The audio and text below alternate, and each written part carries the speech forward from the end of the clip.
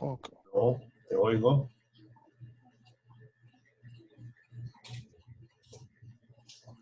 Aló.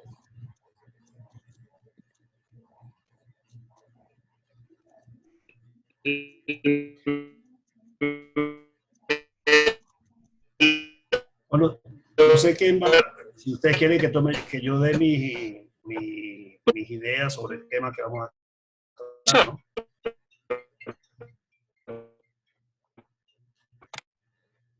Marco Benítez, saludos cordiales ya veo que estás en Trujillo. ¿Quién más está escuchando por ahí? A ver, voy a ver el chat.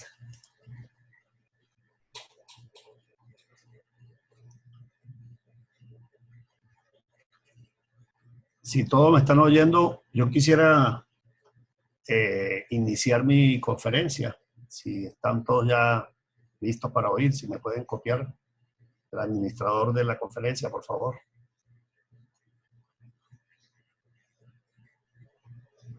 Ok, yo soy el que no tengo audio de retorno. Algo está pasando que no oigo a nadie, pero ya veo que me están informando por el chat que sí me están ustedes oyendo. Profesor, lo escucho claramente. ¿Me escucha usted a mí? Sí, señor, ahora sí. Ah, perfecto, perfecto. Bueno, mientras usted se conectaba, estábamos hablando de su más reciente artículo, Una economía para la democracia. Lo estaba comentando los muchachos, bueno, diferentes temas que toca usted allí. Y, bueno, ya creo que están suficientes participantes, así que cuando usted disponga puede comenzar con la ponencia. Yo lo logro escuchar claramente. Bueno, muchas gracias a todos los participantes. Cordial saludo. Me complace el esfuerzo que ustedes están haciendo por estudiar todos los elementos en los que consiste la economía social del mercado, la propuesta que muchos venezolanos estamos asumiendo como el modelo a través del cual podemos lograr que Venezuela salga de la situación de precariedad, de la situación de pobreza y de desastre socioeconómico en el que estamos hoy en día inmersos. Permítame comenzar por poner el acento en un elemento clave para poder avanzar hacia una economía de mercado que tiene que ver con el modelo político. No es posible construir una economía moderna, una economía de mercado, una economía social y ecológica de mercado si no existe un sistema democrático. Es decir, la democracia constituye un elemento fundamental para poder conducir una economía hacia una senda productiva, hacia una senda de eficiencia, en razón de que se basa fundamentalmente en la garantía de derechos fundamentales que los ciudadanos y los actores económicos necesitan tener a los fines de adelantar toda su actividad productiva. Y en este sentido, el eje transversal que fundamenta toda la actividad económica en una economía libre, una economía de mercado con compromiso social, es el de la libertad. Si no hay libertad, pues no hay posibilidad de garantizar ese desarrollo. La libertad no solamente en términos físicos de los ciudadanos, la libertad personal, sino la libertad económica, que es muy importante, y la libertad económica supone como premisa fundamental el respeto a la propiedad privada.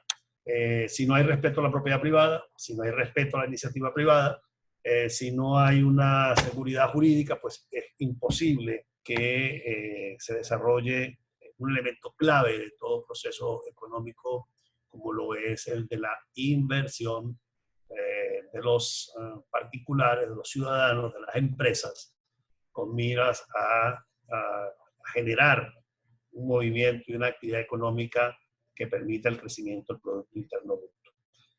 Mi amigo Jesús Luces me había pedido que me centrara fundamentalmente cómo asumiría, cómo un gobierno, más allá de la teoría, del concepto que tiene el ordoliberalismo respecto de esta tendencia, puede implementar o debe implementar un modelo de economía de mercado. Sobre todo cuando estamos anclados en un modelo de economía estatista, de economía socialista, de una economía profundamente intervenida por el Estado, donde el regulador es agente económico, controla los elementos fundamentales de la escasa actividad económica que tiene un país como Venezuela. Y yo voy a citar una serie de temas claves que deberíamos desarrollar. Si mañana en Venezuela se produce un cambio político, se instala un gobierno de unidad y de emergencia nacional, ¿qué deberíamos hacer? Si yo tuviese la responsabilidad de ejercer el gobierno, o si alguna persona solicita de alguna manera, mira, ¿cuáles son las tareas a cometer de inmediato? Primera tarea que debe desarrollar un gobierno tiene que ver con una auditoría y evaluación de la administración pública nacional. De entrada, tú tienes que llegar a ver qué es lo que hay. Ha sido tan desordenada la gestión del Estado socialista, del socialismo del siglo XXI. Se han creado tantos ministerios, institutos autónomos, empresas del Estado. Hay un desorden tan grande en las cuentas públicas que realmente hoy en día no existe ninguna seguridad respecto al manejo de los recursos financieros y de los recursos materiales de los cuales dispone el Estado. Toda la legislación que el Estado democrático había desarrollado a lo largo de muchos años, desde la creación de la hacienda pública, en tiempo de Juan Vicente Gómez hasta nuestros días, prácticamente eso hoy en día no existe. Tengo información, por ejemplo, de ministerios que pagan en efectivo y sin factura servicios. Proveedores a los cuales les entregan un maletín lleno de euros, porque ahora el gobierno paga en euros, y no se le exige factura. Entonces, eso demuestra que la administración pública se ha convertido en una instancia desordenada, donde los recursos se manejan sin ningún tipo de apego al ordenamiento jurídico, donde los principios fundamentales del presupuesto y de la administración de la contabilidad pública no existen. Entonces, un nuevo gobierno tiene que llegar, tiene que ver cuántos ministerios hay, cuántas dependencias tiene la administración nacional, cuántas empresas existen, la mayoría de ellas, o casi todas, por no decir que todas, fracasadas, colapsadas, cuáles bienes aún existen, porque ha habido una rapiña, ha habido un asalto a todas estas instalaciones. Hablamos, por ejemplo, de las empresas de Guayana, las empresas básicas, Sidor, que antes del arribo de Chávez al poder le tributaba al Estado venezolano cerca de $2.000 millones en impuestos. Hoy en día, después de la nacionalización, no produce absolutamente nada y al Estado le cuesta pues, pagar una nómina ya miserable que le pagan a los pocos obreros o empleados que allí hay. Entonces, bueno, hay que evaluar cuántas dependencias hay, cuántas empresas hay, cuántas personas trabajan, entre comillas, o están en las nóminas de la administración pública para poder iniciar un proceso de reordenación de toda la administración. En segundo lugar, y como consecuencia de la primera tarea, pues es necesario reformar la estructura del gobierno. Entonces, el nuevo gobierno tiene que diseñar un gabinete moderno, funcional, que responda al concepto de un Estado democrático. Y por lo tanto, muchas dependencias, muchos nombres que allí existen deben ser eliminados. Hay que ir a la fusión de ministerios, eliminación de dependencias absolutamente inútiles. Por ejemplo, tengo noticia o sé que ha habido ministerios como el famoso Ministerio de la Felicidad, que después lo convirtieron en un viceministerio de la felicidad. Luego el ministerio, por ejemplo, de las comunas, que es un ministerio mediante el cual se buscaba eliminar y se buscó eliminar la influencia del municipio en las comunidades locales, controlar políticamente las organizaciones sociales de la sociedad. Entonces hay una serie de ministerios con un claro tinte de control político que tienen que desaparecer de inmediato para poder darle forma al nuevo modelo de administración pública nacional. Debe fusionarse ministerios. Aquí, por ejemplo, Ministerio de Educación Superior, Ministerio de Educación Nacional, Ministerio de Agua, Ministerio de Ambiente, una serie de ministerios que en cualquier estructura administrativa contemporánea forman parte de una sola dependencia. Y esto hay que reorganizarlo y llevarlo listo a la hora de asumir el gobierno, tener la estructura perfectamente armada para nombrar los responsables de las diversas áreas y empezar un proceso de fusión, reordenación de todos esos ministerios. Luego tiene que, en paralelo, todo esto tiene que hacerse en paralelo, tiene que venir un proceso de privatización, cierre y liquidación de empresas públicas. Esa es una tarea urgente que debe hacerse. Hay demasiadas empresas que han sido estatizadas, confiscadas por el Estado venezolano, por el gobierno chavista, y esas empresas hoy en día, muchas de ellas ya están prácticamente saqueadas. Si vemos, por ejemplo, los centrales azucareros, conozco de centrales azucareros donde se han llevado ya casi para chatarra parte de la maquinaria que en el pasado permitía la producción de azúcar. Entonces allí lo que quedan son galpones a veces, y galpones en mal estado. Tenemos maquinarias obsoletas. Entonces hay que evaluar todo este tema de las empresas para saber, digamos, para definir un plan de privatización que establezca también un precio justo para esas empresas. Porque también ocurre cuando se dan estos procesos de privatización que mucha gente quiere agarrar mango bajito, quiere aprovechar la situación para quedarse con empresas a precios viles. Entonces tiene que haber una normativa que permita resolver esta situación de darle el precio que realmente tienen las empresas en el estado de deterioro que tienen.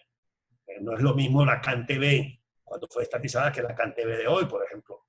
Y estos problemas que hemos tenido con el Internet, pues nos muestran la necesidad urgente de privatizar las telecomunicaciones en Venezuela, de privatizar la distribución del servicio eléctrico, la generación en muchas partes, de privatizar toda la actividad petrolera para que pueda el país producir nuevamente petróleo. El Estado venezolano, ni que quiera alguien mantener el control sobre la actividad petrolera, va a poder desarrollar ninguna actividad debido a que no cuenta con capital disponible, líquido, para inyectarle a la reactivación de pozos, a la recuperación de refinerías, de toda la infraestructura petrolera que Venezuela logró hacer en un siglo y que la barbarie ha destruido en tan poco tiempo. Luego que se tenga claramente evaluado, digamos, el tamaño de la administración pública, el proceso de privatización, la reducción de gastos absurdos, innecesarios, entonces hay que reformular el presupuesto de Venezuela. Y hay que lanzar un presupuesto que refleje realmente las demandas del momento, que garantice el equilibrio fiscal. ¿Qué significa el equilibrio fiscal? Significa que el Estado venezolano no va a gastar más de los recursos que tiene disponibles en caja, porque en la medida en que el Estado gasta por encima de sus ingresos, pues entonces viene lo que ha ocurrido estos años, el financiamiento del gasto público con devaluación, con la creación de dinero no orgánico, y esa es una de las causas fundamentales que genera una inflación tan dramática como la que hemos padecido los venezolanos durante estos últimos 4 o 5 años, donde la hiperinflación ha sido realmente tremenda, ¿no? Que la formulación, la preparación de presupuestos realistas, de presupuestos eficientes, que permita el funcionamiento de una verdadera administración pública orientada a atender los elementos fundamentales que una administración necesita. Básicamente lo que tiene que ver con seguridad pública, lo que tiene que ver con la educación, con la sanidad o con la salud, de modo que se logre garantizar que estos servidores públicos puedan ser remunerados justamente. Es probable que en una primera etapa no existan suficientes recursos en caja para atender un salario mínimo fundamental para estos sectores de la sociedad. Y entonces es aquí donde viene el tema de los auxilios financieros, de los apoyos de los programas de auxilio financieros que los organismos internacionales y multilaterales tienen que ofrecer a Venezuela. Yo no voy a dar cifras porque yo no soy economista. Básicamente yo soy un político con formación jurídica y digamos, con una base sobre el criterio económico que formula y diseña una política, pero que no tiene los números exactos como para estimar cuánto podría ser el programa de auxilio financiero que el país necesita. Economistas como Ricardo Hausmann han considerado que debe estar sobre el orden de $60.000 millones por año. A mí me parece una cantidad realmente muy alta, pero es un tema que el nuevo gobierno tiene, y los economistas que van a aceptarse a calcular ya en términos numéricos este tema, tendrán que coordinar con instituciones como el Banco Mundial como el Fondo Monetario Internacional, como el Banco Interamericano de Desarrollo.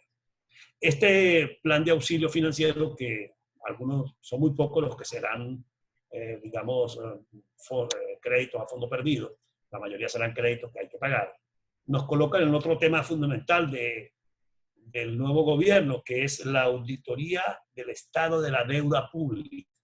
Es fundamental evaluar la deuda pública, porque el chavismo no solamente tiene en su haber el haber derrochado cerca de 900.000 millones de dólares de los ingresos petroleros logrados en el boom de comienzo de siglo, sino que además endeudaron al país por más de 120.000 millones de dólares, y esos 120.000 millones de dólares obviamente están pesando muy duro en las cuentas públicas de Venezuela.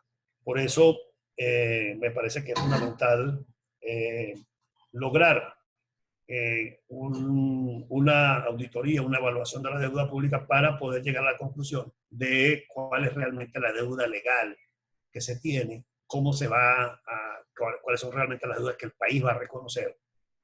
Y lo sensato es reconocer obviamente las deudas que fueron legalmente adquiridas, para que el país pueda tener respeto y credibilidad en la comunidad económica financiera internacional. Y en este sentido, pues renegociar esa deuda pública. Es necesario renegociarla para poder tener la garantía de cuál va a ser el nivel de financiamiento que se pueda lograr en esta etapa. Por otra parte, es muy importante la preparación y ejecución de un plan nacional de rescate de la infraestructura nacional, porque estamos llegando a un momento en el cual la infraestructura del país está totalmente deteriorada.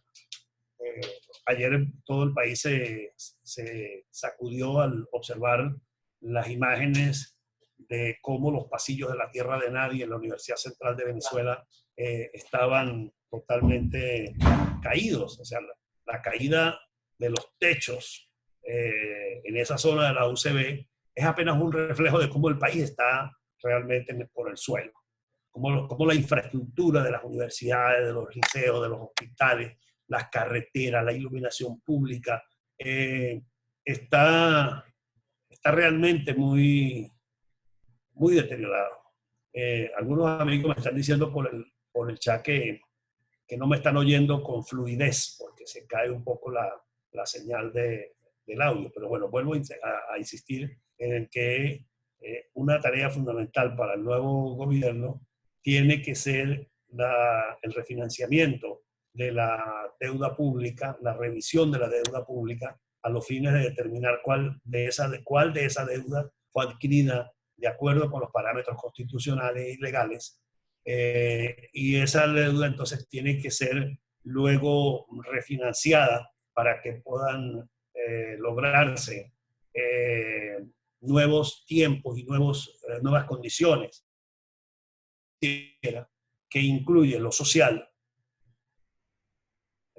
los programas de auxilio para los sectores más vulnerables de la población, los salarios de los servidores públicos fundamentales que el país, pero también un plan de inversión en infraestructura. Y esto es lo que el nuevo gobierno tendrá que negociar con la comunidad financiera internacional: la política social, el plan de infraestructuras y el refinanciamiento de la deuda pública del país.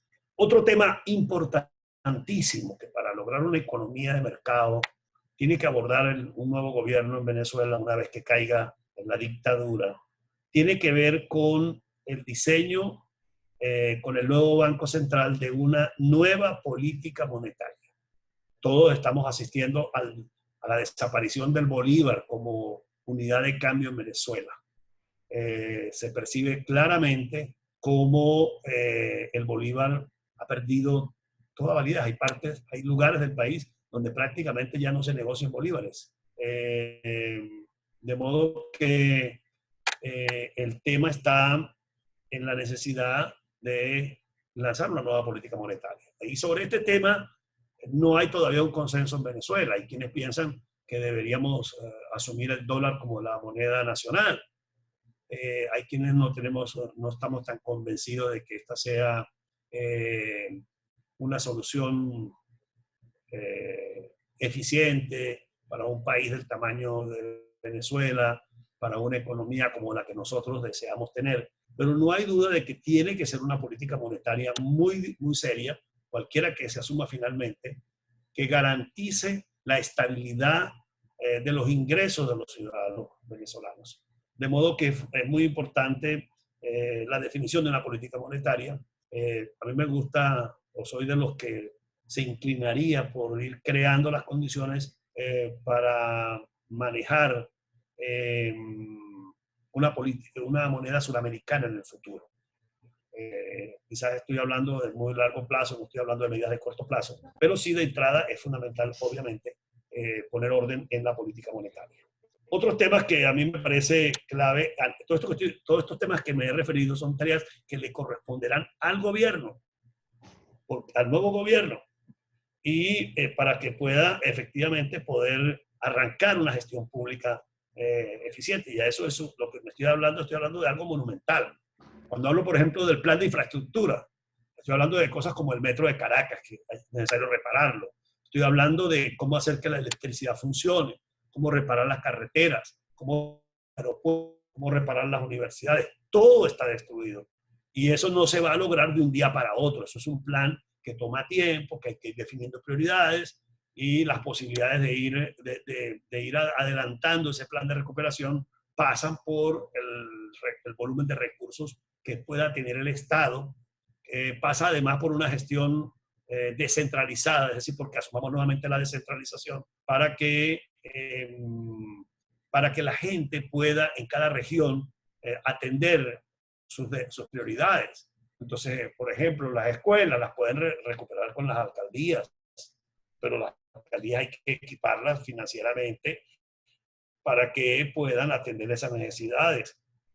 Los liceos los pueden atender en gobernaciones, las universidades en muchas regiones del país se pueden atender desde las gobernaciones. Yo recuerdo cuando fui gobernador del Táchira que me ocupé, por ejemplo, de construir un edificio para la Universidad Pedagógica Experimental Libertador en la ciudad de Rubio. Inicié la construcción de un edificio para la Universidad Nacional Experimental del Táchira. Entonces, desde las gobernaciones se puede hacer mucho para que avance, para que el tiempo rinda en la tarea de recuperar la infraestructura del país. El gran problema del chavismo es que todo debería hacer desde la presidencia de la República, el único Dios, el único líder, el único sol que alumbra es el de la presidencia y por lo tanto el único que es capaz de hacer algo en Venezuela es hoy en día tareas que son de las alcaldías, como limpiar un parque, encontramos operativos del gobierno nacional haciendo lo que le toca hacer a las alcaldías, pero dejando de hacer lo que le toca efectuar al gobierno nacional.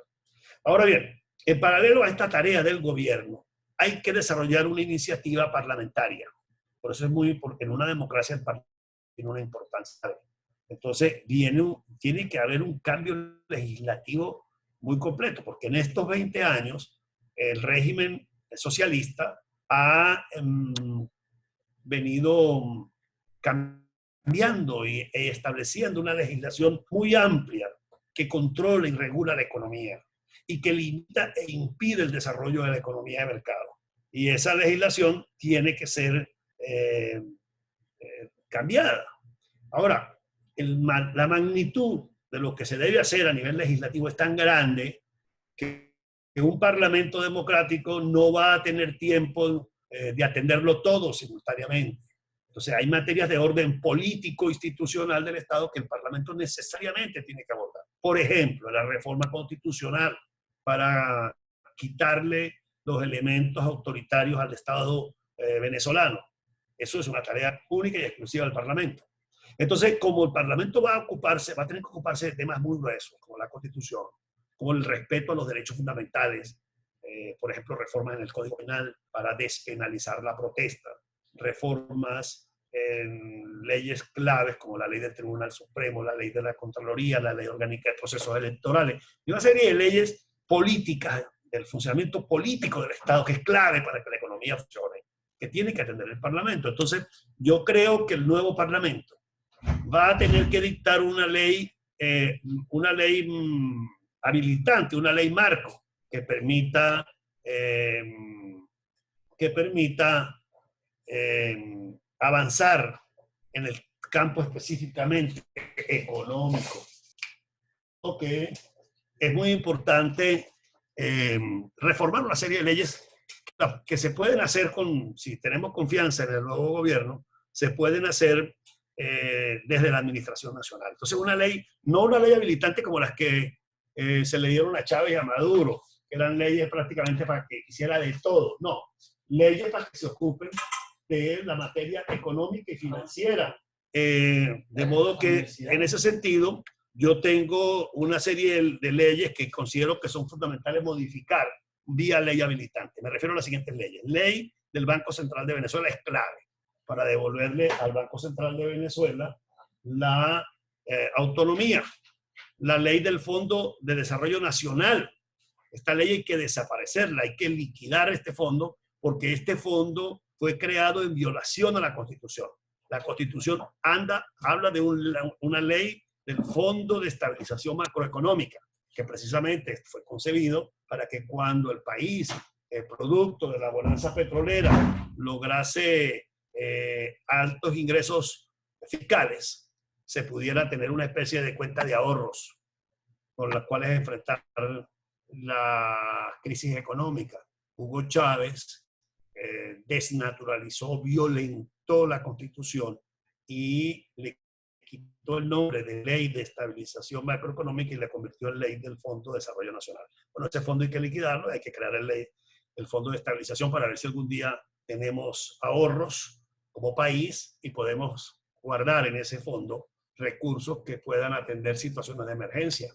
Fíjense lo que está pasando hoy en día en el mundo y en Venezuela, para lo cual muchos países no estaban preparados, que es la aparición de un virus como el coronavirus, como el COVID-19. Eso supone una serie de costos, no solo en la atención sanitaria, sino los efectos sociales del paro, del desempleo, de la paralización económica, que un país sin ahorros, como es el caso de Venezuela, pues obviamente estrangula totalmente la economía. Entonces, para eso es que se creó ese fondo, totalmente desvirtuado por el señor Hugo Chávez, en su momento ese presidente de la República. Hay que reformar la ley de bancos, las leyes tributarias, fundamentalmente, por ejemplo, soy partidario de que el IVA se ha reducido en Venezuela en 2-3 puntos para que pueda facilitarse el consumo, para que pueda estimularse el consumo. Parece mentira que un gobierno como este pues haya llegado al 16% del IVA. Entonces, tiene que haber una legislación tributaria, tiene que garantizarse a los comerciantes y empresarios el derecho al debido proceso y la defensa de los manejos impositivos, debido a que tenemos un sistema de imposición de sanciones en el régimen tributario realmente antidemocrático, que viola los derechos de los comerciantes, de los empresarios. Si no tenemos empresas sanas y comerciantes que estén en esta materia, pues van a destruir fundamentalmente la iniciativa económica. Se requiere una reforma de la legislación del trabajo, porque hemos pasado la defensa del trabajador a un sistema jurídico que favorece la holgazanería, que no atiende ni siquiera el empleo, porque una legislación, un país donde la legislación laboral es de la naturaleza de Venezuela, pues muchas empresas no pueden trabajar porque lamentablemente no hay capacidad para esa materia. De modo que la ley del trabajo tiene que ser modificada. La ley del servicio eléctrico tiene que ser modificada.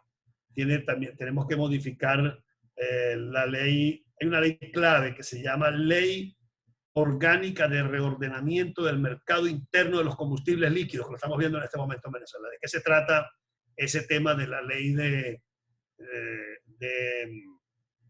del mercado interno de los combustibles líquidos? Que es una ley que reservó al Estado venezolano la exclusividad respecto de la venta de la gasolina y de los hidrocarburos. El Estado, solo el gobierno puede vender gasolina en Venezuela de acuerdo con esta ley. Bueno, estamos viendo que fracasó totalmente el modelo estatista de distribución de gasolina. No hay gasolina porque no solamente se destruyeron no solamente destruyeron las refinadoras, no solamente destruyeron la extracción del petróleo, sino que está totalmente destruida la distribución de combustibles líquidos, gasolina, diésel, gas doméstico. Todas las empresas distribuidoras de gas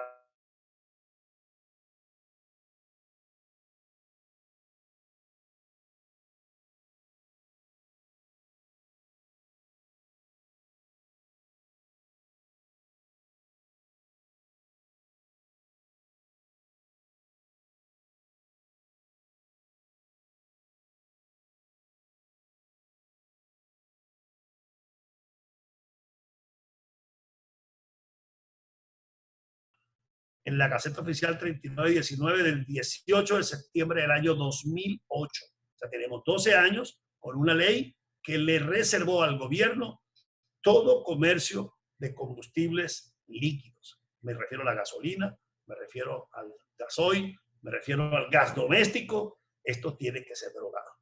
Una ley también que tenemos que derogar y reformarla por una ley moderna es la Ley Orgánica de Precios Justos. Tenemos que dictar una ley de protección al consumidor, digamos, estafas, daños al consumidor, pero no una ley donde el gobierno se da el lujo de ir a asaltar un negocio y vender los bienes que son propiedad privada, como pasó con los famosos DACazos. Eso se hizo porque el gobierno tenía esta ley que debe ser totalmente derogada. Debe eliminarse y reformarse toda la legislación cambiaria. Debe de reformarse la ley de tierras y desarrollo agrícola, que fue una ley del año 2010, empezó en el 2000, y con la famosa ley de tierras. Esta ley también tiene que ser derogada. La ley de arrendamiento de locales comerciales y de propiedades y de casas, de apartamentos. En Venezuela no hay un mercado inmobiliario para el arrendamiento, porque simplemente el peor negocio que puede hacer uno en Venezuela es alquilar una casa. Ya ni los locales comerciales se pueden alquilar, porque el sistema de regulaciones y de limitaciones para que el propietario pueda garantizar el pago de la renta, pues es muy pequeño. Hay gente que, sí, pueden haber empresas que construyen edificios para rentarlos, pero también hay pequeños propietarios, dueños hasta de casas, que hacen un pequeño apartamento, un tipo de estudio para alquilarlo y tener una renta. Hoy en día nadie se atreve a alquilar un apartamento estudio o una casa porque sabe que la legislación va a impedir recuperarlo en muchos casos o no van a lograr su recuperación. Hay que reformar el decreto ley de turismo, la ley de las comunas, por ejemplo, que es una ley atroz para la economía, porque le da facultad a los consejos comunales para regular precios, para intervenir empresas, una ley totalmente socialista, absurda, que tiene que ser totalmente derogada. Tiene que modificarse la ley orgánica de las telecomunicaciones para garantizar los derechos de las comunicaciones en Venezuela, no solamente de la telefonía, sino, por ejemplo, la televisión por satélite, y no pase lo que nos acaba de pasar con el cierre o con la salida del mercado venezolano de DirecTV, que en base a estas leyes socialistas, el gobierno hace todo lo que le parece. Una ley clave para modificar es la Ley Orgánica de Planificación Pública y Popular.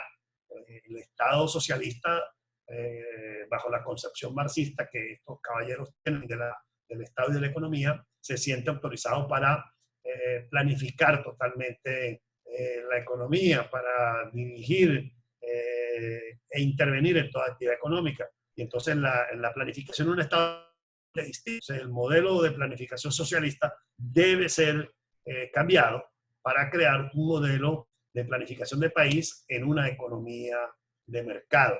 La ley, el sistema económico comunal debe ser derogada. Eso no tiene ningún sentido que exista esa ley. Es una ley también típica del marxismo, que nosotros estamos en la obligación de buscar la manera de derogarla totalmente. Y repito, estos procesos legislativos, como ustedes ven ya la lista es larguísima de leyes, estos procesos legislativos toman mucho tiempo en la, en la Asamblea, y se lo digo con la experiencia de haber estado allí 20 años como parlamentario en el Congreso de la República y en la Asamblea. Entonces, el proceso de reforma legislativa toma mucho tiempo. Otras leyes que hay que modificar, bien simplemente anunciar para la ley de la actividad aseguradora, la ley de puertos, la ley orgánica de seguridad y soberanía alimentaria, la ley orgánica para la protección de agua y alimentos, la ley orgánica de ciencia y tecnología, la ley de organización y condiciones del medio ambiente, la ley orgánica de aduanas, la ley orgánica de hidrocarburos gaseosos. Ahí tengo yo una lista de 32 leyes de entrada que hay que modificar. Entonces, ¿cómo se puede hacer eso? ¿Cómo lo puede hacer la Asamblea en términos tan rápidos cuando a la vez tiene que modificar la Constitución, cuando tiene que hacer modificaciones al Código Penal, cuando tiene que hacer modificaciones a la Ley de Procedimientos Electorales? Bueno, estos temas económicos deberían o podrían trabajarse a través de una ley habilitante para que el nuevo gobierno, con equipos técnicos de expertos en derecho y economía, vayan preparando y con los sectores involucrados, con los sectores de la economía privada involucrados, puedan llegarse a acuerdos donde se establezca el marco legal regulatorio de todas estas actividades económicas en un proceso realmente rápido que debe hacer, repito, a través de una ley habilitante.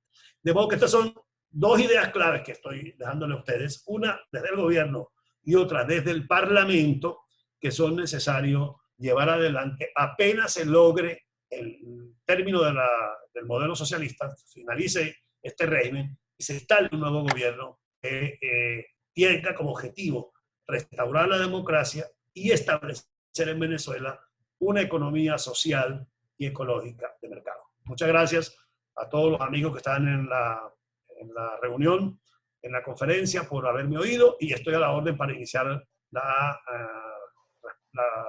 responder a las preguntas que ustedes están haciendo a través del chat o que tengan a bien hacer de acuerdo con los moderadores de la reunión. Muchas gracias. Muchísimas gracias, profesor César. Creo que es una muy enriquecedora ponencia. Chicos, recuerden que tienen el botón de preguntas y respuestas para realizar diferentes tipos de preguntas. Los que no puedan realizarla por allí, la pueden realizar también para a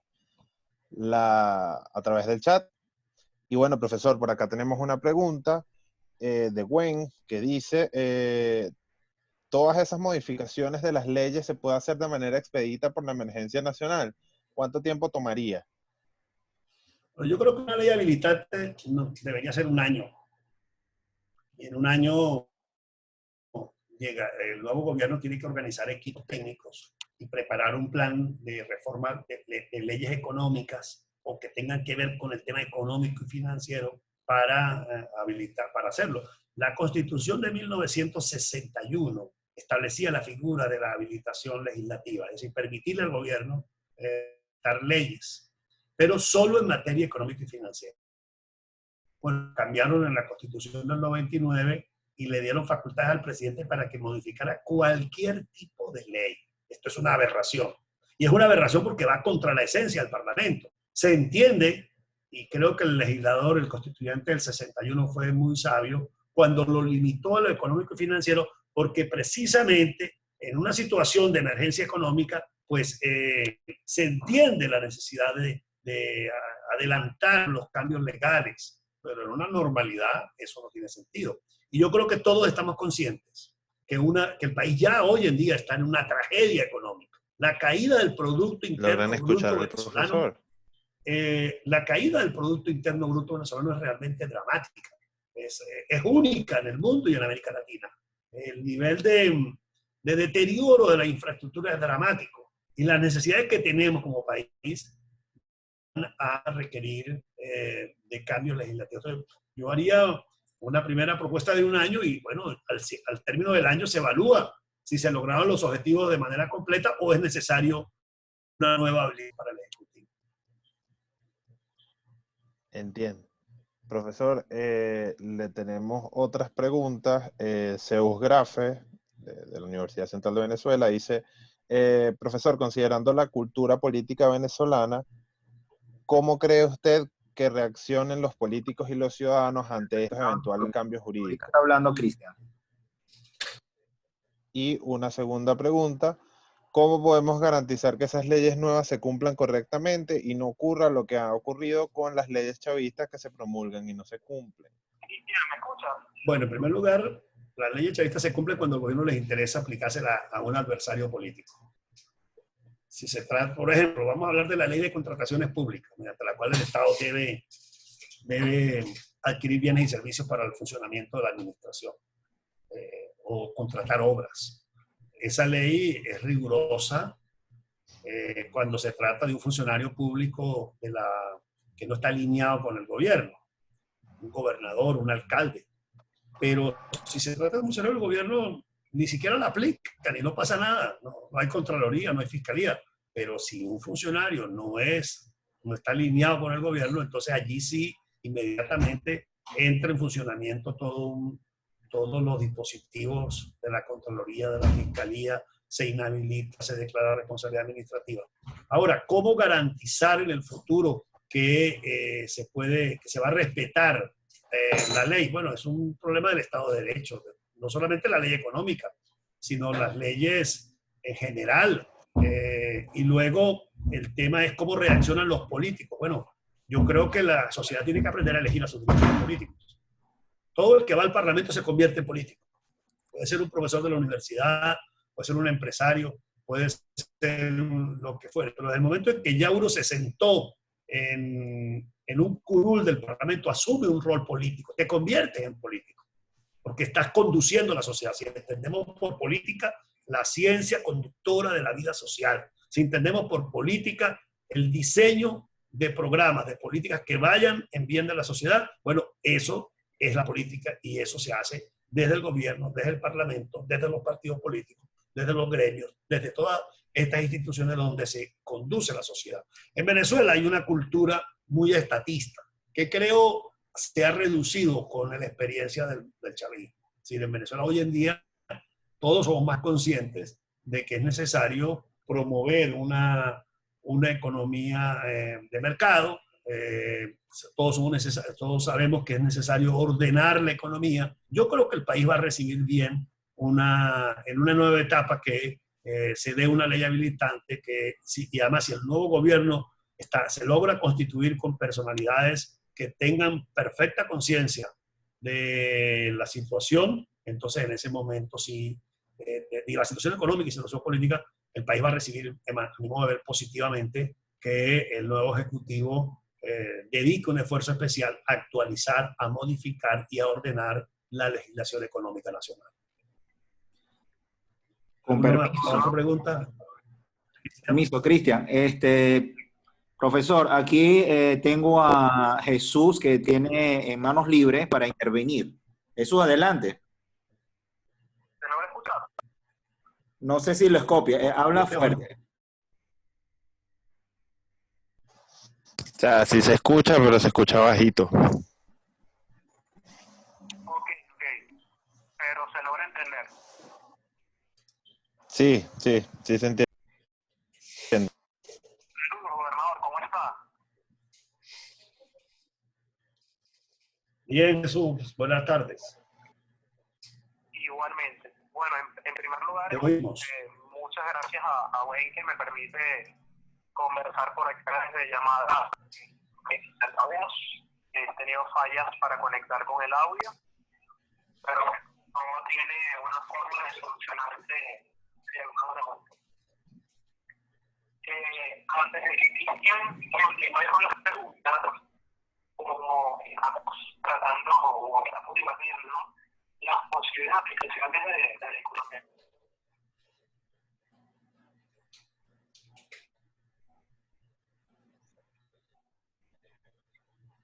No estoy oyendo a Jesús. Jesús, ¿estás ahí? No lo oigo tampoco. Quiero contestarle un poco a Adriana Anar, que en el chat tiene una pregunta. Sí, esa era la siguiente pregunta. Sí, Esa adelante. era la siguiente Cristian. pregunta, profesor, porque hay otra por acá que está vinculada con esa, pero vamos a terminar, a ver si Jesús puede culminar su intervención y procedemos con esa pregunta. Permiso, Cristian, si quiere adelante con la pregunta porque se cortó la llamada. Voy a esperar que Jesús nuevamente intente y le Ok. avise. Ok. Ajá. Hay una pregunta, profesor, que está conectada con la pregunta que hace Adriana Narváez por el chat. La pregunta se la dirige Jorge Toro. Ya va, un segundo. Ajá. Y un factible es la aplicación de estas reformas cuando inexorablemente tendrá que existir una coexistencia con los partidarios del chavismo dentro del Parlamento. Y esto va conectado con la pregunta de Adriana, que era si usted veía conveniente una ley habilitante, o sea, teniendo en claro que hay que generar un consenso entre oposición y actores disidentes y, bueno, existentes del chavismo por su derrocamiento o su desplazamiento del poder. Efectivamente, bueno, vamos a hacer una especie de análisis futurológico de escenarios próximos. Venezuela está rechazando profundamente este sistema, este modelo. Y eso lo podemos derivar no solamente de las encuestas, sino de la última, donde ha habido la oportunidad de expresarse democráticamente, como la elección parlamentaria del 2015. La mayoría del país quiere un cambio. Ahora, hay una serie de elementos allí que están en mucha gente, que aunque son contrarios al chavismo y hoy en día a Maduro, y están muy impregnados de la cultura estatista que ha dominado a Venezuela históricamente.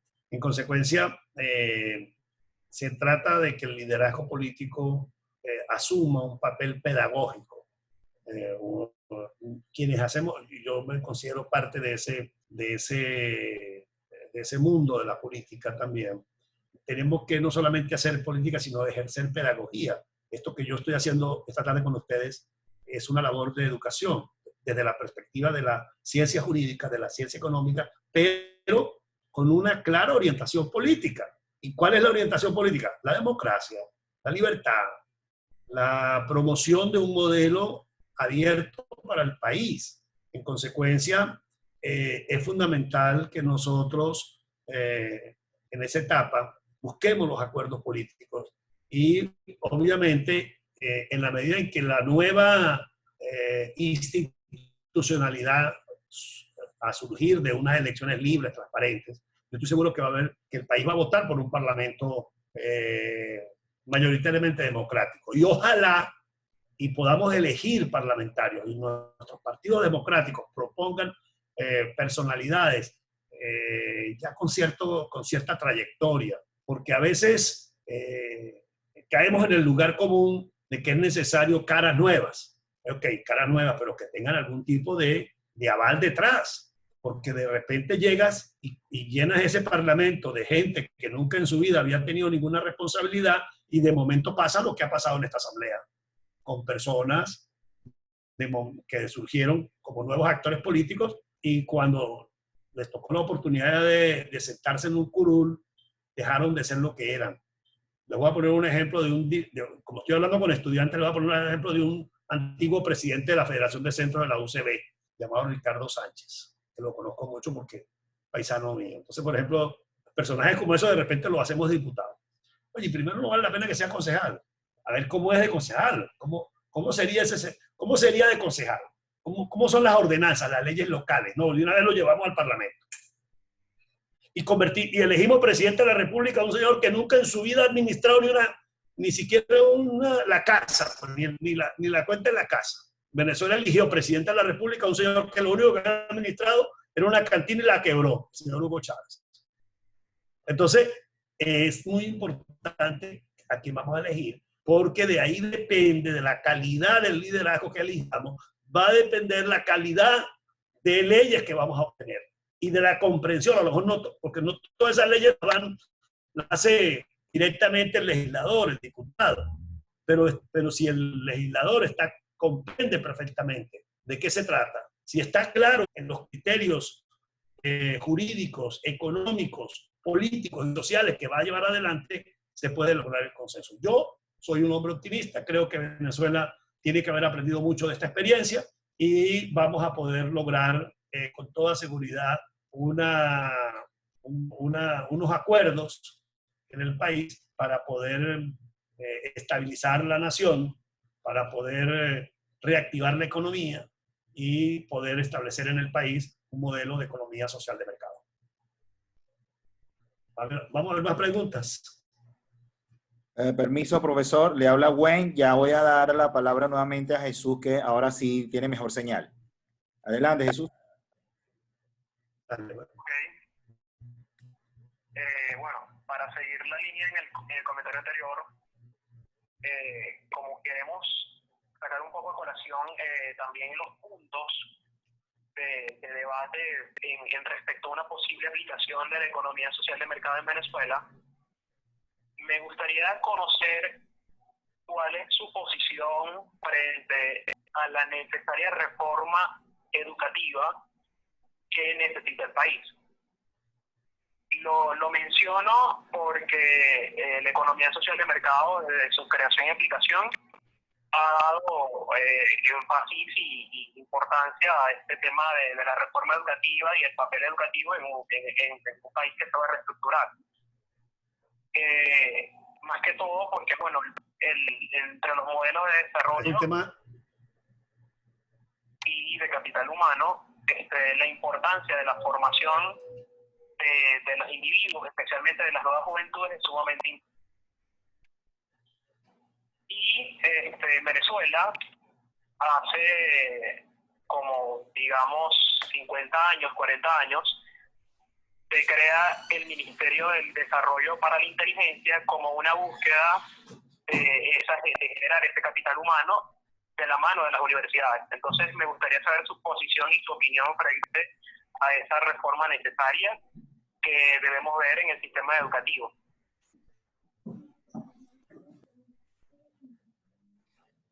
Por supuesto, sin educación y sin inversión no hay economía posible próspera. Y si alguna cosa ha pasado en estos años, ha sido el empeño de ideologizar a la población desde la educación. Convertir a la educación en un aparato de propaganda donde no se acceda libremente al conocimiento, sino donde el Estado pueda inocular sus conceptos fundamentales, sus elementos de propaganda política. En ese sentido, la reforma educativa tiene que tender básicamente a garantizar la calidad, la libertad de la educación, la calidad y el acceso abierto al conocimiento. Y el Estado debe propender a la formación de un ciudadano productivo. Tenemos que crear no solamente en la educación formal de la escuela, del liceo, de la universidad, sino desde la sociedad, toda una especie de corriente de opinión hacia una sociedad productiva. ¿Por qué venimos de una sociedad parasitaria? Una sociedad donde se creó la idea de que las cosas me la tiene que dar el gobierno, de que me tienen que regalar, de que me tienen que dar, de que todo es gratis, ¿verdad? La gasolina es gratis, la electricidad es gratis, todo es gratis. Entonces, esa es una sociedad parasitaria la que el socialismo ha creado. Y nosotros tenemos que iniciar toda una cultura de una sociedad productiva donde la gente entienda que desde muy joven se tiene que producir los recursos fundamentales para vivir, pero que la sociedad tiene que ser producir desde los elementos de la economía primaria. Por eso los estudiantes de economía aquí están en mejores condiciones que yo de explicar cuáles son esos niveles de producción de la economía. Pues una sociedad que no produce ni sus alimentos es una sociedad altamente vulnerable. Entonces, los primeros tenemos que tender a que los alimentos sean producidos en Venezuela, la mayoría de los alimentos, o garantizar el consumo básico de proteínas, de cereales, con un trabajo interno, teniendo Venezuela como tiene, tierras extraordinarias, pisos altitudinales, desde donde generar una oferta de productos alimenticios que cubran la demanda nacional. Entonces, en concreto, soy partidario de esa reforma económica, de esa reforma educativa. La reforma educativa tiene que estar orientada de manera muy significativa a la producción nacional, a la producción de bienes y servicios, a la libertad y la iniciativa productiva como camino para garantizar una sociedad eficiente y productiva. Eso para responderle a mi amigo Jesús. Y para responderle, no sé si me permite, Cristian, o tú lees la pregunta, hay una pregunta aquí de Luis Torrealba que también vale la pena contestar. Adelante, adelante. Era la siguiente pregunta que íbamos a tocar. Ok. Luis Torrealba me pregunta qué hacer con toda esta nueva élite empresarial, lo que llamamos la boliburguesía. Pues mira, el país tiene que investigar el origen de los recursos, el destino que se dieron de los recursos. Así como aparece un empresario, entre comillas, llamado Alex Saab, detenido actualmente en Cabo Verde porque hizo negocios oscuros. Probablemente hayan unos cuantos más que han logrado, digamos, fortunas no justificables, que no se pueden justificar por una actividad ilícita. Ahora, hubo mucha gente que prestó servicios, que vendió, que hizo negocios con diversas administraciones, con el gobierno, que crearon empresas, y si esas empresas, digamos, están establecidas, son productivas, una economía de mercado tiene que respetarlas. Pero, repito, aquellas empresas que son fruto del delito, que son fruto de la corrupción, pues ya el Estado tendrá que evaluar a los que lo hicieron y tendrá que llamar a castigo o castigar o llamar a cuentas a las personas que se enriquecieron de manera indebida de una relación económica con el Estado, de una relación privilegiada. Ahora, en el momento de la bonanza económica, Venezuela recibió cerca de $1 millón de dólares entre el 2002 y el 2012, 10 años de bonanza económica, pues hubo, digamos, permeó parte de esa riqueza en actividades internas que le permitieron a gente montar negocios y empresas. Bueno, tampoco puede haber una cacería de brujas que todo el que montó un negocio durante la época de la revolución va a ser cercenado, ¿no? Si lo montó limpiamente, lícitamente, aunque se haya beneficiado, digamos, de esa bonanza petrolera, pues obviamente que tendrá que seguir su curso para que el mercado y la economía que va a surgir puedan más bien cumplir un papel de agentes económicos capaces de contribuir a la creación del Producto Interno Bruto. Eso es todo lo que puedo decirte, Luis. Gobernador. Bueno. Permiso, Cristian. Jesús, ¿quieres hablar? Pongo a Jesús, sí. Adelante, Jesús. Dale. Justamente de la línea que estamos discutiendo de las empresas, para finales de los años 90, dentro de los discursos, ¿no?, que se tenían para la reforma política y la institucional y económica que iba a requerir Venezuela para el nuevo milenio, se hablaba mucho de la adaptación de la economía social de mercado. Para eso era necesario, en el momento, dar un paso a la eliminación de subsidios a ciertos servicios, la desnacionalización de ciertas empresas, del Estado, por supuesto, para bajar el gasto del gobierno y promover que el sector privado asuma estas riendas. Un poco del principio de subsidiariedad que se basamenta la economía social de mercado. Entonces, en el ámbito de un proceso de transición que el país ya no aguanta, vamos a decirlo así, que bueno, es la realidad, tantos servicios subsidiados, tantas empresas emanadas del Estado, hay personalidades políticas que todavía hablan de mantener ciertas empresas del Estado como nacionalizadas, ya sea PDVSA, ya sean algunas de acá de Guayana, que le hablo desde Guayana, y la importancia de mantener algunos servicios públicos todavía subsidiados por la necesidad de que no se puede todavía destapar una olla tan rápido. Entonces, ¿cuál de esas empresas, cuál de estos servicios cree usted que sí se debe mantener, cuáles no, para promover al sector privado y también para bajar la carga del Estado? Entiendo que es sumamente importante que desde el Estado junto al sector privado se establezcan alianzas incluso para las negociaciones en los servicios, y que aunque sean empresas privadas, se mantenga un costo razonable para este periodo de transición en lo que es amilanar los gastos y también los gastos de las familias, ¿no? Que algo parecido es lo que sucede en Alemania luego de la guerra cuando hablamos de la transición. Hay cosas que sí necesitamos que el Estado las regule, pero otras que no. O sea, la economía social de mercado siempre es mucho más amplia, mucho más liberal en este papel de los puntos donde debe intervenir el Estado, las empresas que debe tener el Estado. Efectivamente, Jesús, no será posible para el nuevo Estado, ni siquiera ya para seguir con el populismo de que todo es gratis. Ahí tiene el caso de la gasolina.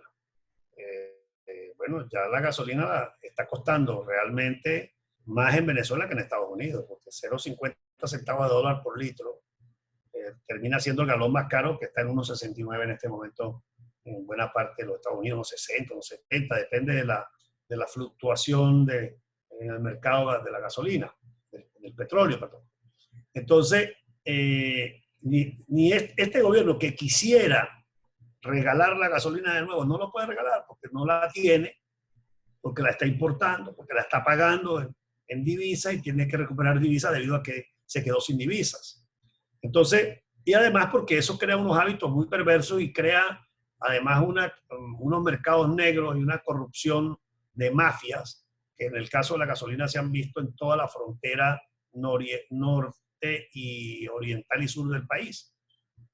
Por el Caribe sacaban gasolina para las islas, por el occidente para Colombia, por el sur para Brasil. Es decir, realmente ha sido impresionante el mercado negro que el regalo de la gasolina ha traído. Y a la final, eso lo que genera es un pago por el resto de la población. Termina siendo regresivo totalmente ese subsidio. Ahora, donde sí, entonces, en materia de servicios públicos, Venezuela tenemos que acostumbrarnos los venezolanos a pagar los servicios. Obviamente, Venezuela tiene una infraestructura que es un activo fundamental a la hora de negociar una gestión privada de los mismos. Por ejemplo, vamos a hablar de la electricidad. Venezuela es dueña de una infraestructura de represas para la generación eléctrica muy importante. Varias de estas plantas generadoras están prestando servicio a menos de la mitad. Hay muchas turbinas paradas en Guri, en Uribante Caparo, hay muchas plantas termoeléctricas paralizadas en el país. Esto explica la deficiencia gigante que tenemos con el servicio de generación, pero también con el servicio de transmisión y de distribución eléctrica. Hay zonas de Caracas donde se nos va la luz de momento porque un transformador de la zona se revienta, se daña y no hay capacidad económica de parte de la empresa para hacerlo. En consecuencia, hay que pagarlo, pero obviamente hay que buscar un punto de equilibrio, porque también una vez que caiga la dictadura, vamos a heredar en Venezuela un ingreso muy malo de la familia venezolana. El salario hoy en día está en $4, $5. Hay familias que no perciben más de $10 mensual. Entonces, cuando se ajusten los precios a lo que realmente vamos a hablar de los costos básicos de la electricidad, de la telefonía, del agua, del gas, no va a haber ingreso de ninguna familia en Venezuela que esté en capacidad de pagar esas tarifas. Entonces, hay que buscar un equilibrio entre el ingreso, la canasta alimentaria que incluye los servicios. Y ahí es donde trabajan los economistas, ya en el diseño de los números. Pero obviamente tenemos que propender al equilibrio hasta que logremos empezar a tener una economía productiva que genere excedentes y que permita entonces a la familia entrar en una etapa de ahorro, de crecimiento de la familia venezolana. Pero no hay duda que debemos enseñar a todos los venezolanos a la idea de que no se puede seguir pensando en servicios gratuitos o subsidiados de manera tan extravagante que terminamos no teniendo. Fíjate todos los problemas que tenemos para conectarnos por internet, para poder tener una reunión como esta. ¿Por qué? Porque la telefonía, no pagamos ni $1 por la telefonía ni por el internet. Entonces tenemos un servicio muy malo porque no hay inversión, no hay capacidad para sostener el servicio. Esto es fundamental hacerlo. Entonces, es necesario entender que hay que pagar. Ahora, tampoco es que esto va a ser una economía, va a ser una especulación loca. Entonces ahí el Estado tiene que entrar a tener un equilibrio para garantizar, repito, que la mayoría del pueblo venezolano esté en capacidad de pagar esos servicios. Por otro lado, entonces, pero yo sí soy partidario de que es necesario entrar a privatizar. Hay servicios que toda la vida, en todos los estados del mundo, los estados subsidian. Por ejemplo, vamos a hablar del transporte, vamos a hablar del metro. El metro está destruido. Para volver a tener el metro que yo conocí cuando lo inauguraron, Venezuela tiene que hacer una inversión realmente millonaria. No tengo ahorita una cifra de cuánto podría costar rehacer las estaciones, rehacer el sistema eléctrico, equipar nuevamente los de trenes nuevos, el sistema. Pero eso requiere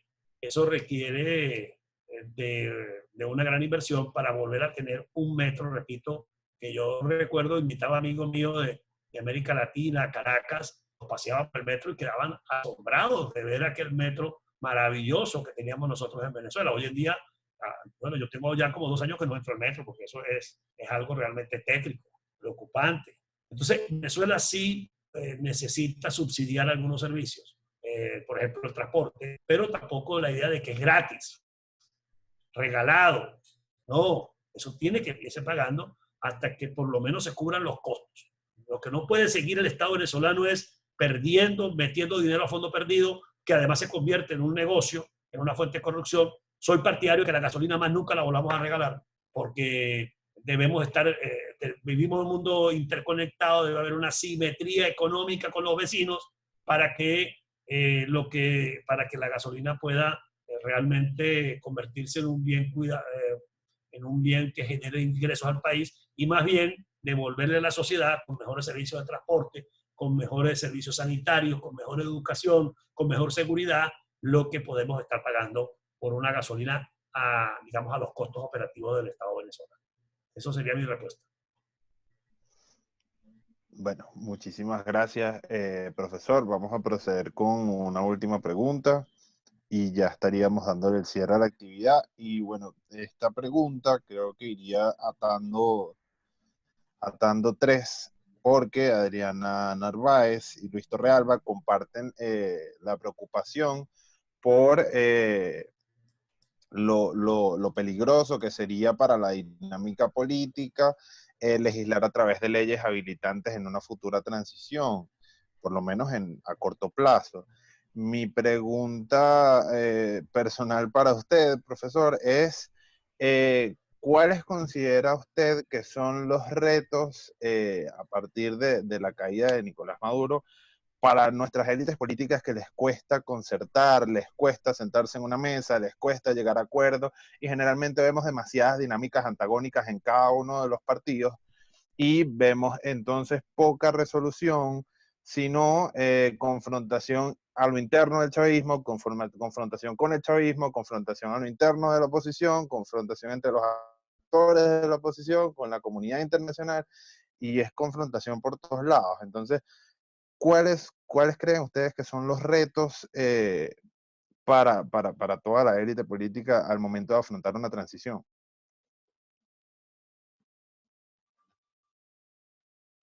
¿Se cayó?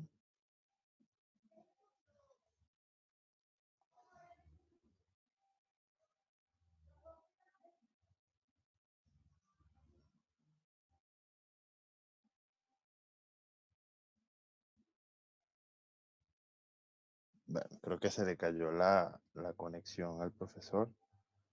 ¿Los demás me escuchan?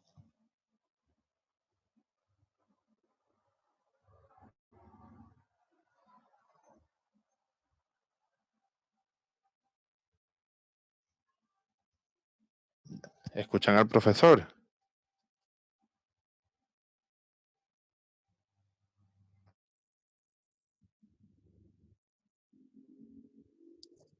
Sí, no logro verlo tampoco. Creo que se le cayó el internet. No. ¿Tú por acá me escuchas? Vamos a hacer un intento a ver. Sí, te escucho a ti, Jesús, pero no escucho al profesor. De hecho, me sale que tiene la cámara apagada, pero no me parece conectado. Ahí creo que está volviendo. Por fin Profesor, recuperamos el audio Ya por aquí. estoy en línea. ahora sí, ahora sí. ¿Qué pasó Profesor, ¿me ahí? Se escucha? cayó la plataforma. Sí, se Sí, cayó por señor. un segundo. ¿Logró escuchar la pregunta, profesor? No, finalmente no tuve suerte de escucharla. Bueno, la Si es tan pregunta amable. básicamente luego de la introducción fue, ¿cuál cree usted que son los retos políticos para afrontar una transición de parte de las élites políticas? La gobernabilidad.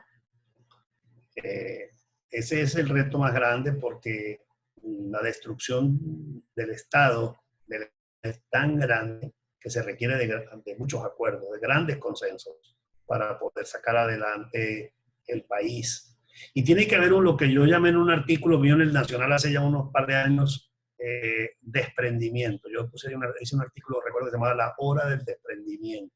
Si nosotros no nos desprendemos de nuestras ambiciones personales, partidistas, de pensar de que el único que sabe y el único que puede hacerla soy yo soy el único, yo soy el único líder, la única líder, todo el mundo tiene que hacer lo que yo, y no estoy dispuesto a buscar consensos, entendimientos, pues obviamente será muy difícil la gobernabilidad. Y por lo tanto, la conducción del país va a requerir de liderazgos capaces de oír y de entenderse con el resto de la sociedad, entendiendo la diversidad de esta sociedad, porque no todos son iguales que yo, no todos piensan igual que yo, y por lo tanto ese pluralismo social, ese pluralismo político y hasta cultural, ideológico que existe en Venezuela, requiere de una gran capacidad política y de una gran capacidad gerencial, porque hay quienes piensan que el problema solamente es numérico, y aquí ustedes que son varios de ustedes estudiantes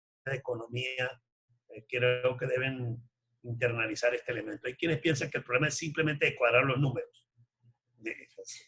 Y hay que cuadrarlos. O sea, si no tenemos un equilibrio fiscal, si no tenemos una gestión transparente, si no tenemos una gestión eficiente de la economía, no es posible desarrollar la democracia. Pero una visión eminentemente economicista de la sociedad, que no entienda su diversidad, sus problemas, sus complejidades, la naturaleza de una sociedad empobrecida como esta, entonces puede generar una situación de inestabilidad que dé al traste con el ensayo democrático que se inicie. Por lo tanto, para responder concretamente a la pregunta, el gran desafío se llama gobernabilidad. Excelente, profesor. Jesús, tomas ¿Me la palabra. escuchan? ¿Me logran escuchar? Sí, ¿Se sí, escucha bien? perfecto. Sí. Bueno, gobernador, muchísimas gracias por su ponencia y por sus palabras. Creo que, y a mí me gusta a su opinión Jesús. final de que justamente ese papel y de consenso, ¿cómo lo podemos decir? De cohesión en la sociedad, no lo están haciendo en este momento los partidos políticos, se les está criticando mucho por ello, pero vemos que la sociedad civil, a través de sus organizaciones, fundaciones, las organizaciones estudiantiles, las asociaciones civiles que se destinan a plataformas formativas, a plataformas de debate, están haciendo esa búsqueda de armar un consenso, de armar una visión de país, de armar una cohesión donde todos podamos hablar y entendernos. Y es tal vez el ejemplo que está haciendo la propia sociedad civil, exigiéndole a los partidos políticos que respondan ante esas necesidades. Sin más que agregar, muchas gracias a todos por participar. Gracias a Gwen por permitirme hace rato conversar por su teléfono celular y poder utilizar el audio desde allí. Y a usted, gobernador, por sumarse a este taller y a esta discusión sobre uno de los modelos que podemos utilizar para la reconstrucción de Venezuela, y esperemos poder contar con usted en próximas ponencias también. Claro, con mucho gusto. Esperemos que se recupere la normalidad y podamos encontrarnos ya en un aula, en algún lugar de la universidad o de la ciudad y participar. La ventaja de este sistema es que hay gente de diversas partes de Venezuela, así como está Jesús en Guayana, hay gente que está en Caracas, gente que está en Trujillo, gente que está en el Zulia. Entonces, es muy positivo usar estas tecnologías a pesar de las dificultades que tenemos en Venezuela con la conexión a internet y con la energía eléctrica. Hay lugares donde de momento a lo mejor alguien quería estar esta tarde con nosotros y no pudo por razones eminentemente de servicio, si no había luz. Y yo he tenido muchas reuniones por esta plataforma, pero se caen a veces por el problema de conectividad o de energía eléctrica. A todos ustedes, gracias por invitarme, gracias por compartir. Y como ustedes ahí me tienen a su orden, me pueden seguir en mis redes sociales, en Twitter, en Facebook, en Instagram. Les coloco a la orden mi columna semanal. Los días lunes la publica La Patilla, los días miércoles la publica el diario El Nacional. Y bueno, de esa manera podemos estar todos en contacto.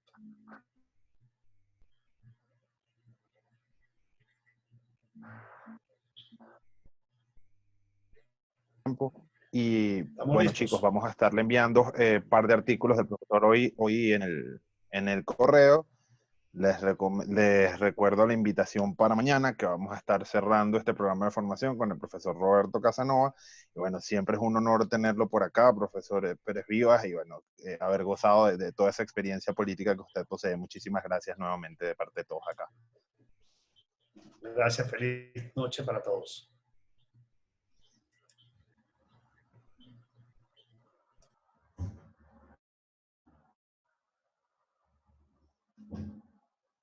Bueno, Cristian, te toca hoy cerrar la sesión. Sí, yo cierro, ya aprendí.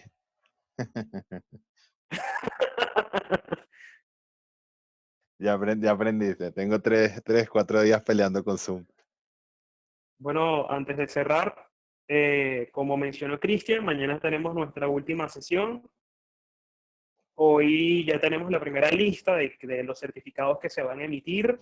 En este caso le agradecemos a la Fundación Konrad Adenauer, que es la que los va a avalar. Y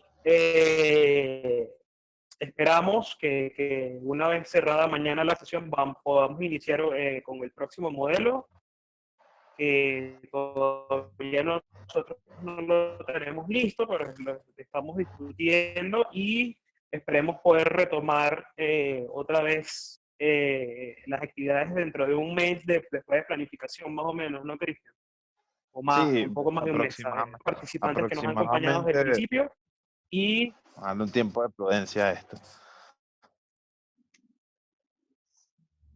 Jesús. Totalmente. Ajá. No, te estoy escuchando. Hoy les vamos a enviar nuevamente materiales, le vamos a enviar el link del artículo del profesor que se mencionó por el chat, y dentro de otros puntos o artículos de debate que se han dado respecto a este proceso de transición que necesita Venezuela. El debate hoy en día es qué privatizar, dónde comenzamos a liberar. Algo que sí podemos decir o que se debe analizar desde el punto de vista de la economía social de mercado es que esto no nos dice vamos a liberar de una sola vez, sino que tenemos que en un contexto social muy importante vamos a hacer un análisis muy profundo ahí y patrocina la idea del debate para ver en qué puntos se puede comenzar a iniciar un modelo. Y para eso me gustaría recomendarles el texto de Ludwig Erhard, Bienestar para Todos, donde él narra cómo fue el proceso de adaptación de este modelo en Alemania, que todos creen que fue algo maravilloso, que no fue así. Fue un proceso que llevó incluso protestas dentro de Alemania, que en algún momento se llegó a creer que se iba a derrocar la propia administración y no se logró. Todo dependió del liderazgo y de confianza en el servicio, y es allá donde tenemos que apostar todos, y donde esta generación que en algún momento nos va a tocar asumir las riendas de participar y apoyar en el país, podamos tener la cuenta en eso y podamos dar soluciones más estables de las que se han dado el país. Bueno, también le vamos a enviar un artículo que se llama Socialismo es escasez y carestía, donde el profesor de verdad le da con un palo a todo lo que es el tema del chavismo y la ideología socialista. Y bueno, sin más, nos vemos mañana, muchachos. Un saludo para todos.